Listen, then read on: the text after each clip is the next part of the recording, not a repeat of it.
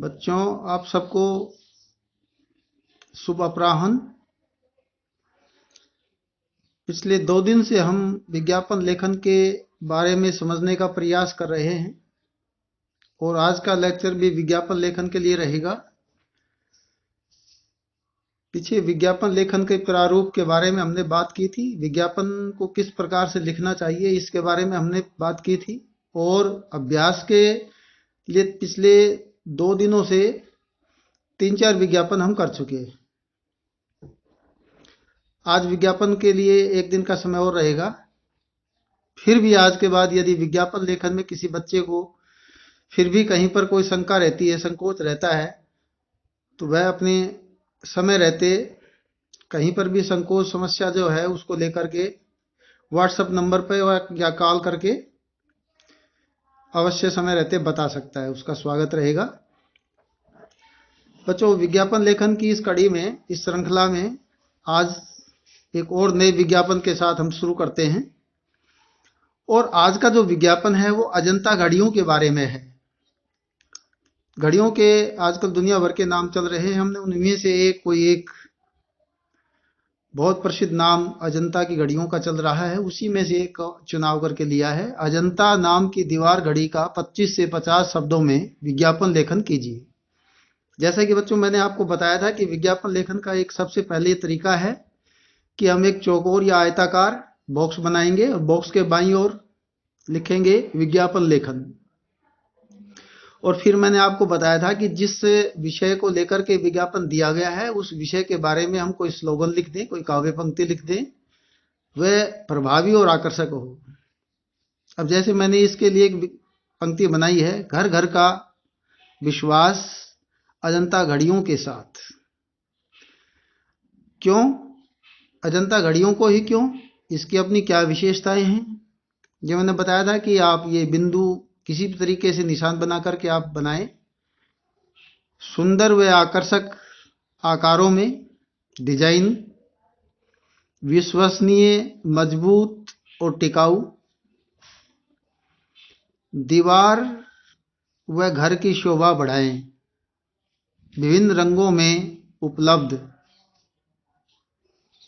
और जो एक जगह हमारे पास ये सब लिखने के बाद दाईं ओर बचती है वो चित्र के लिए होती है। मैंने पहले के विज्ञापन लेखन में भी आपको चित्र के लिए कहा था और आज मैंने स्वयं एक छोटा प्रयास किया है चित्र के द्वारा आपको समझाने का। इस तरीके से आप एक चित्र बना सकते हैं घड़ी के बारे में, क्योंकि ये दीवार घड़ी का एक विज्ञापन है। दीवार घड़ी ऐसा तो कुछ लिखा नहीं गया है, हाथ की घड़ी का भी आप बना सकते हैं। चित्र जरूर ऐसा हो, थोड़ा सा प्रभावी हो। अब इसके अंदर एक छूट दे रखी है कि 20% की भारी छूट जो भी इन घड़ियों के ऊपर प्रिंटेड रेट हैं उनमें से 20% लेस करके ग्राहक को दी जाएगी। और सबसे महत्वपूर्ण बात ये बताई गई थी, ये सब पूरा होने के बाद हमने संपर्क सूत्र अर्थात पता जरूर लिखना है।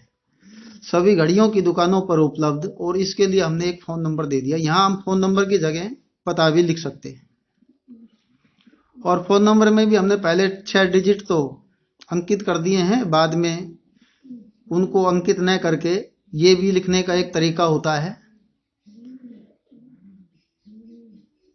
कांटे का निशान लगा करके भी हम ये जो डिजिट्स रह गए हैं उनको पूरा कर सकते हैं। तो इस प्रकार से हमने एक अजंता नाम की घड़ी का विज्ञापन तैयार किया। बच्चों, आजकल हम जानते हैं कि विज्ञापन का युग है। कोई भी कंपनी बड़ी मेहनत से अपनी वस्तु का उत्पाद जब तैयार करती है, वस्तु को तैयार करती है और बाजार में बिकने के लिए वह उत्पाद, वह वस्तु जब तैयार हो जाती है तो उसको विज्ञापन के सहारे ही ग्राहकों तक पहुंचाया जाता है। विज्ञापन के ऊपर कंपनियां लाखों लाखों रुपए खर्च कर देती हैं, क्योंकि इस बहुस्पर्धावादी भौतिकवादी युग के अंदर एक से बढ़कर के एक कंपनी अपना उत्पाद तैयार कर रही है। जिसका विज्ञापन ज्यादा आकर्षक होगा, प्रभावी होगा, आकर्षित करने वाला होगा, लुभावना होगा, ग्राहक उसी की ओर ज्यादा आकर्षित होगा। इसलिए आपको भी इस बात का ध्यान रखना है कि बॉक्स के अंदर जो भी आपने शब्दावली लिखी है वो बहुत ही आपकी सृजनात्मकता के साथ हो, कल्पना के साथ हो, बहुत प्रभावी हो, संक्षिप्त हो, यानी गागर में सागर भरने वाली, उक्ति चरितार्थ करने वाली हो। आपकी शब्दावली में इतना आकर्षण हो कि ग्राहक उसको पढ़ करके एक बार तो मन में सोचे भाई इसको जरूर खरीद करके ला करके देखते, प्रयोग करके देखते, जी कंपनी का इतना अच्छा विज्ञापन है तो इसके अंदर कुछ ना कुछ क्वालिटी जरूर हो। अभ्यास कार्य के लिए मैं 2 विज्ञापन आपको गृह कार्य में दे रहा हूं। पहला विज्ञापन है वीडियोकॉन वॉशिंग मशीन का 25 से 50 शब्दों में विज्ञापन कीजिए। बच्चों इसका जैसे घड़ी का यहाँ इस विज्ञापन लेखन में चित्र बनाया दाईं ओर, इसी प्रकार आपने वीडियोकॉन वॉशिंग मशीन का भी एक चित्र बना देना है। दूसरा है आपने एक योग प्रशिक्षण केंद्र खोला है, इससे संबंधित 25 से 50 शब्दों में एक विज्ञापन लेखन तैयार कीजिए।